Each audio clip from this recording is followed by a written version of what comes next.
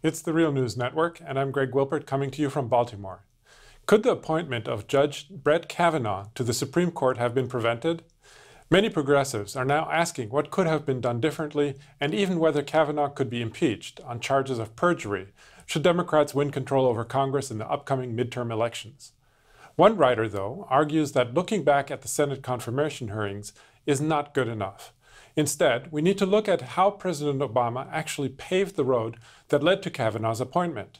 More specifically, Obama's unwillingness to investigate and prosecute Bush administration officials for the torture and warrantless surveillance that took place under President Bush made it more likely that someone like Kavanaugh would eventually become confirmed to the Supreme Court.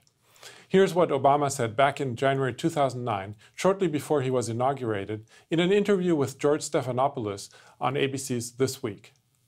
Will you appoint a special prosecutor, ideally Patrick Fitzgerald, to independently investigate the gravest crimes of the Bush administration, including torture and warrantless wiretapping? We're still evaluating how we are going to approach the whole issue of interrogations, detentions, and so forth. And obviously, we're going to be looking at past practices. And I don't believe that anybody is above the law. On the other hand, I also have a belief that we need to look forward as opposed to looking backwards. Joining me now is Eoin Higgins, the author of the article, Obama's Resistance to Investigating the Bush Administration Allowed Brett Kavanaugh to Skate onto the Supreme Court, which was published by The Intercept earlier this week. Eoin is a historian whose work regularly appears in The Intercept. Thanks for joining us, Eoin. Thanks for having me. So exactly how did the fact that no real investigation and no prosecution whatsoever took place under Obama for the torture and surveillance practices that were widespread under Bush, how did that make Kavanaugh's appointment to the Supreme Court possible? Well, I think you have to look at Kavanaugh's confirmation as part of this long story of the Bush administration, how they've been treated in the last decade. Now, as you mentioned, Obama refused to prosecute or go after the members of the Bush administration for their crimes having to do with torture, detainee policies, warrantless wiretapping. And because he refused to do that, because his administration refused to do that, it allowed these members of the administration, the Bush administration, to kind of slowly reintegrate themselves back into society and the government and I guess you would kind of call it the discourse. Now, Kavanaugh, who was already a judge and who had become a judge in 2006 in the Court of Appeals for the D.C. Circuit, while he was with the Bush administration as associate counsel and later as staff secretary, was at least there are a lot of indications that he was involved with the detainee policies, the torture policies, and warrantless wiretapping, as evidenced by some email titles that have been released by the National Archives. The full emails and all the documents will be released at the end of October. But the names of some of these emails indicate that Kavanaugh was involved with creating these policies that were in direct violation of both international and U.S. law. And if the Bush administration and members of the Bush administration had been prosecuted by Obama and his administration, I think we would have seen a situation where someone like Kavanaugh, who again was involved with all of these policies, would have been considered maybe politically too toxic to appoint to the Supreme Court. And this is, of course, setting aside everything else about him that raises questions, including his drinking and the allegations of sexual assault. Right. Now, during the Kavanaugh hearings, Kavanaugh denied any responsibility for the torture program. We have a short clip here for this. I was not involved. I was not read into that program, not involved in crafting that program, nor crafting the legal justifications for that program. In addition to Senator Feinstein's report, the Justice Department did a lengthy Office of Professional Responsibility report about the legal memos that have been involved to justify some of those programs. My name's not in that report, Senator. because I was not read into that program and not involved. So clearly, Kavanaugh is denying any kind of responsibility or involvement in at least the torture program, but he reacted similarly with regard to the surveillance. Oh, but what do we know? I mean, you mentioned that many documents haven't been released yet that aren't going to come out until later, but what can we say that we do know, and to what extent might he have been lying here?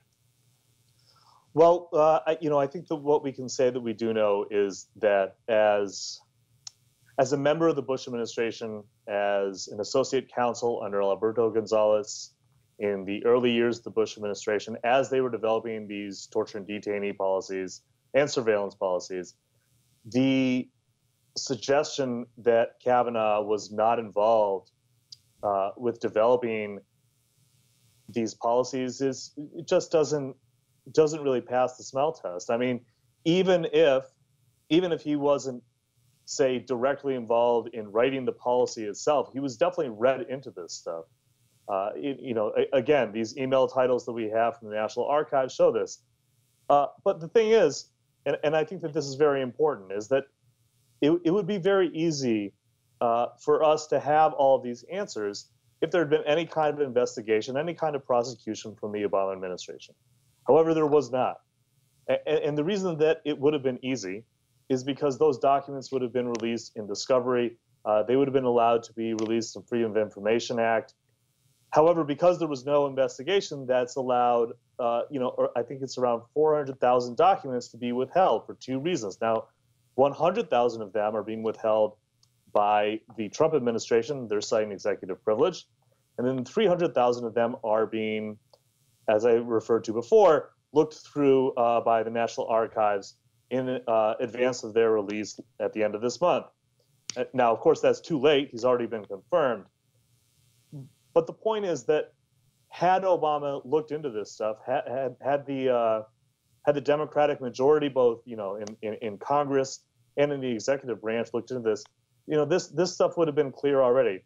And the fact that we still don't know, almost 20 years on, how these policies were developed, what went into them, and even in some cases what these policies were and are, I think really speaks to a disappointing failure or lost opportunity on the part of the Obama administration to actually hold the Bush administration accountable. And in many ways, as I say in the piece, I would really argue that that may end up to be one of the defining moments of the 21st century. I'm wondering, though, to what extent this is really perhaps just a failure, somehow something that they missed to do for some reason. But what might be behind that? That is, to what extent could it be that the Obama administration might be thinking ahead, actually, in the sense of that, well, if we leave office, what if our successor tries to get us on something? And therefore, we better not go after our predecessors because we're just going to set a precedent for the next president. So, in other words, this unaccountability and impunity is self-perpetuating to some extent, and the more they engage in misdeeds, the more likely they will be also to actually forgive their predecessors. What do you think about that? I mean, I think that is probably at least part of it. It really kind of begs the question on whether or not this is, this behavior by Obama and his administration, which is definitely not unique to them at all. I mean, I would hate to give the impression that, before this, there was any kind of accountability from administration to administration. There hasn't been. It makes you wonder how much this stuff is just baked into the American system, baked into the presidency, that when you come into office, or even before you do it, as that clip shows, that was before Obama had been sworn in, that you just kind of, let this stuff kind of go. We can even look at this with Trump, who is now the president and promised on multiple occasions, on the campaign trail, that his administration would look into the Obama years and look into Hillary Clinton's time as Secretary of State to do some kind of kind of, in this case, undefined investigation. And I think that we can all say that Trump himself personally would probably love nothing more than to do that, but he hasn't. And I don't think that we can honestly say that there's maybe like a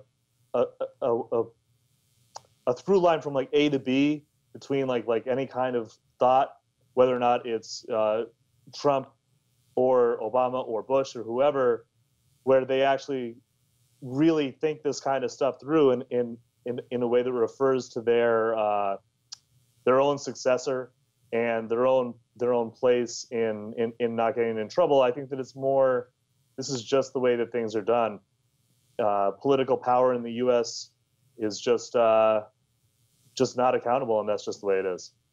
Yeah, that actually brings me to my next point, because after the 2009 Stephanopoulos interview, Obama also expressed a desire not to look back but to look forward during the 2009 Summit of the Americas in Trinidad and Tobago. That is, President Obama was forced to listen to a whole slew of left-of-center presidents who recited the history of U.S. imperial ambitions towards Latin America and interventions.